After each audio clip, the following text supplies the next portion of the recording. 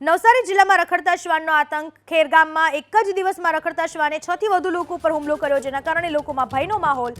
બાળક, મહિલા અને વૃદ્ધો સહિત શ્વાનને બચકા ભર્યા, જેથી તેમને હોસ્પિટલમાં સારવાર માટે ખસેડવામાં આવ્યા. શ્વાનને પકડવા માટે સ્થાનિક એનજીઓ અને વન વિભાગને જાણ કરાઈ છે. આ વિશે વધુ માહિતી આપવા આપણી સાથે જોડાઈ ચૂક્યા છે અમારા સંવાદદાતા સિદ્ધેશ જોશી. સિદ્ધેશ, દાવાઓ તો બહુ મોટા થાય છે કે શ્વાનોને પકડવામાં આવે છે, રખડતા પશુઓને અને શ્વાનોને, છતાં પણ પરિસ્થિતિ કંઈક જુદી જ ભાસી રહી છે. લોકોની શું પરેશાની?